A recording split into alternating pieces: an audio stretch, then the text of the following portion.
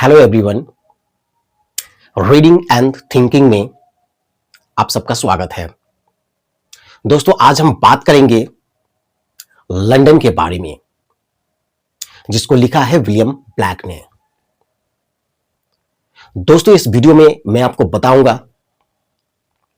कि लंदन का थीम क्या है, लंदन का सब्सटेंस क्या है, और साथ ही साथ मैं आपको यह भी बताऊंगा कि इस पोएम में line by line William Blake क्या कहना चाहते हैं। इसलिए दोस्तों, वीडियो को ध्यान से जरूर देखिएगा। लेकिन दोस्तों, वीडियो शुरू करने से पहले अगर आपने इस चैनल को सब्सक्राइब नहीं किया है तो प्लीज इस चैनल को सब्सक्राइब कर लीजिए, और वीडियो अगर आपको अच्छा लगता हो तो वीडियो को लाइक और शेयर भी जरूर कर दीजिएगा। तो चलिए दोस्तों, शुरू करते हैं। दोस्तों, इस पोएम की लाइन बाय लाइन व्याख्या शुरू करने से पहले इस पोएम की कुछ इंपॉर्टेंट वर्ड्स के मीनिंग को जानना बहुत जरूरी है। इसीलिए सबसे पहले मैं बताऊंगा कि कुछ इंपॉर्टेंट वर्ड्स के मीनिंग यहां पर क्या है। दोस्तों, यहां पर मैं बताऊंगा कि चार्टर स्ट्रीट का मतलब क्या होता है। चार्टर स्ट्रीट वह गली जिस पर उस देश के संप्रभु शक्ति का घोषणा पत्र जारी हुआ है, जिसके अंतर्गत विशेष अधिकारों को परिभाषित किया गया है और कुछ विशेष वर्ग के लोगों को ही इस गली से होकर गुजरने का अधिकार प्राप्त है। सभी इस गली से होकर आ जा नहीं सकते हैं, अर्थात इस गली पर प्रतिबंध है, बैन है। उसी तरह से चार्टर थेम्स का मतलब हो जाएगा विशेष अधिकारों वाला थेम्स नदी पर भी प्रतिबंध है। इसके बाद दोस्तों, हम लोग जानते हैं एक फ्रेज है माइंड फोर्स्ड मैनिकल्स का मतलब क्या होता है। मैनिकल्स का मतलब होता है हथकड़ी या कोई जंजीर। ये मन के द्वारा बनाया गया है और ये जंजीर मन को बांधे हुए है, ये जंजीर मन को रोके हुए है, और इस जंजीर की ध्वनि विलियम ब्लेक सुनते हैं। जिस तरह से किसी भट्टी में किसी धातु के चीज को गर्म करके उसे पीट पीट कर उसका आकार बदल दिया जाता है, ठीक उसी तरह से मन के द्वारा भी मन के हथौड़े से पीट कर एक जंजीर मन के अंदर बना हुआ है, और इस जंजीर की ध्वनि विलियम ब्लेक को सुनाई देता है। दोस्तों, उसके बाद यहां पर जानते हैं एप्पल्स का मतलब क्या होता है। एप्पल्स का मतलब होगा भयभीत करना या डराना।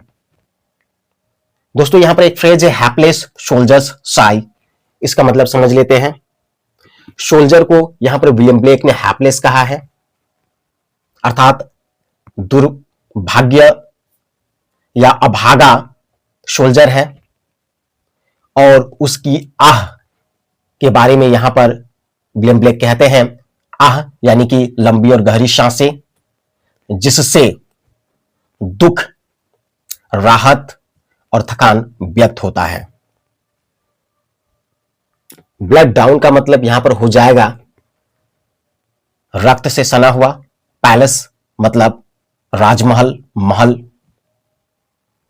यूथफुल का मतलब यहां पर जान लेते हैं। यूथफुल का मतलब होगा नव युवा। यहां पर हैरलॉट को विलियम ब्लैक ने यूथफुल कहा है, नवयुवा कहा है। कर्स का मतलब यहां पर समझ लेते हैं। कर्स का मतलब होगा अभिशाप, या दूसरे शब्दों में कहे तो मन की गहराई से या आत्मा की गहराई से निकली हुई वह बात जो दूसरों को नुकसान पहुंचाने के लिए या तो फिर दूसरों को सजा देने, किसी को सजा देने के लिए वो बात कही जाती है, उसे कर्स कहते हैं, अभिशाप कहते हैं। ब्लास्ट का मतलब होता है विस्फोट करना। ब्लाइट्स का मतलब यहां पर समझ लेते हैं, ब्लाइट्स का मतलब नष्ट करना, समाप्त कर देना। प्लेग्स माने होता है परेशानी, समस्या, विपत्ति। मैरिज हर्ष में हर्ष का मतलब होगा शव वाहन, वह वाहन जिससे शव ले जाया जाता है। मैरिज का मतलब आमतौर पर विवाह या शादी होता है, लेकिन यहां पर संगीतों के मेल को मैरिज कहा है विलियम ब्लेक। दुखमय संगीत के मिश्रण को मैरिज कहा है। मैरिज हर्ष का मतलब हो जाएगा वह सौवाहन जिसमें दुखमय संगीतों के मिश्रित ध्वनि सुनाई देता है, उसे मैरिज हर्ष कहते हैं। तो दोस्तों यहां पर इंपॉर्टेंट वर्ड्स का मीनिंग हम लोगों ने जान लिया है। इसके बाद आगे बढ़ते हैं और देखते हैं कि line by line William Blake क्या कहना चाहते हैं। वो कहते हैं I wander through each chartered street. वो कहते हैं कि मैं हर विशेष अधिकारों वाला गली से होकर गुजरता हूं।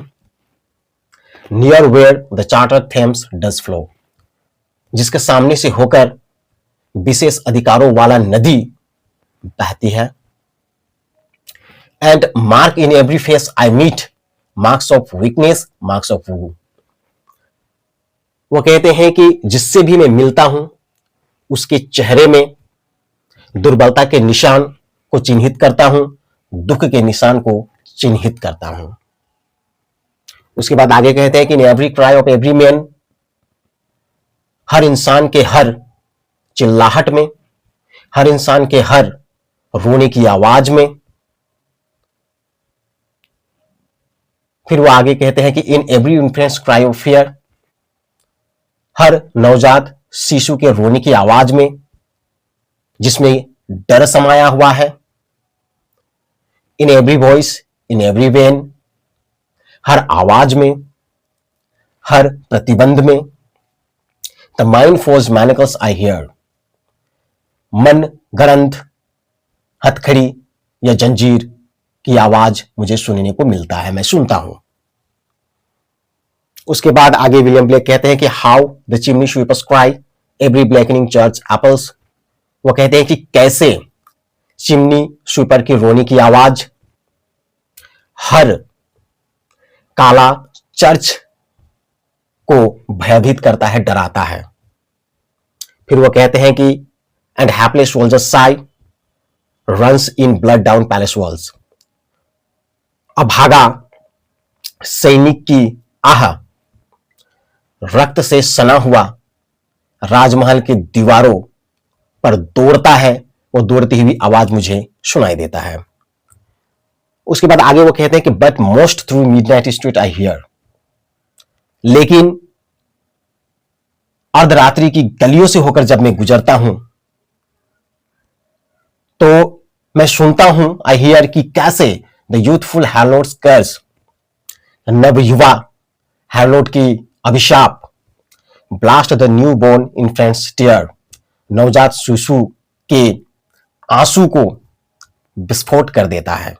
And blights with plagues the marriage hearse, और विपत्तियों से, समस्याओं से दुखमय संगीत वाली संवाहन को नष्ट कर देता है। दोस्तों यहां पर हम लोगों ने हिंदी में मतलब समझा कि विलियम ब्लेक क्या कहना चाहते हैं। अब इसके मीनिंग, इसके अर्थ की ओर हम लोग बढ़ते हैं। यहां पर विलियम ब्लेक ने चार्टर्ड स्ट्रीट का इस फ्रेज का इस्तेमाल किया है। वो बताना चाहते हैं कि उस गली में प्रतिबंध है, सभी नहीं आ जा सकते हैं उस गली से। फिर वो कहते हैं कि थेम्स नदी पर भी प्रतिबंध है। इससे वो बताना चाहते हैं कि लोग दुखी है, लेकिन साथ में लोग दुर्बल भी है और इसका विरोध नहीं कर पा रहे हैं, इसका प्रतिवाद नहीं कर पा रहे हैं। उसके बाद विलियम ब्लेक कहते हैं कि उसको लगता है कि सभी के मन में एक हथकड़ी है या औजार है जो सबके मन को बांध रखा है, सबको रोक रखा है, मन के अंदर भी बेन लगा हुआ है, कोई आवाज नहीं उठाना चाहता है। वे बताना चाहते हैं कि किस हद तक लोगों का तकलीफ है, दुख है, और लोगों का तकलीफ हद पार कर चुका है। फिर उसके बाद वो कहते हैं, वो चिमनी स्वीपर्स की रोने की आवाज को वो सुनते हैं और वह इस 4 लाइन में वो कहना चाहते हैं कि किस तरह से काला चर्च जो इलीगल तरीके से चलता है वो भी डरा हुआ है। काला चर्च भी को भी पता है कि चिमनी स्वीपर्स बहुत ज्यादा दुखी है और वे बहुत ज्यादा इतने दुखी है कि अब चर्च जो है डरने लगे हैं। फिर वो बताना चाहते हैं कि हर राजमहल के पीछे एक सैनिक की कुर्बानी छिपी हुई है, एक सैनिक की बलिदान छिपी हुई है, वो बताना चाहते हैं। फिर वो कहते हैं कि एक हैरलोट के बारे में वो बताते हैं जो युवा था जिसके ऊपर अत्याचार हुआ था और जिन्होंने श्राप दिया था, अभिशाप दिया था, और उस श्राप का असर क्या हुआ है वो बताना चाहते हैं। इस अंतिम 4 लाइन में वो कहते हैं कि ये हैरलोट्स का ही अभिशाप का असर है कि नवजात शिशु अभी खुश है, वो प्रसन्न है, उसके आंसू उसके चेहरे से गायब है, आंखों से गायब है। फिर वो कहते हैं कि यह हैरलोट के अभिशाप का ही असर है कि 100 वाहन नष्ट हो चुके हैं, अर्थात मृत्यु की संख्या अब कम हो चुकी है, लोगों के कष्ट दुख कम हो चुके हैं, लोगों के कष्ट दूर हो चुके हैं। तो दोस्तों उम्मीद है कि आपको ये पैराग्राफ समझ में आया होगा। लेकिन दोस्तों कहीं भी किसी लाइन या किसी वर्ड में अगर आपको डाउट हो तो कमेंट सेक्शन में प्लीज लिखिए, और अगर आपको इस वीडियो से इस पोएम के बारे में जो जानकारी मिली है आपके लिए लाभदायक है कि नहीं, इसको भी प्लीज कमेंट सेक्शन में लिखिए। आपका कमेंट का मुझे इंतजार रहेगा और इसी तरह के किसी दूसरे पोएम की व्याख्या के साथ आप लोगों से फिर मुलाकात होगी। तब तक के लिए गुड बाय दोस्तों।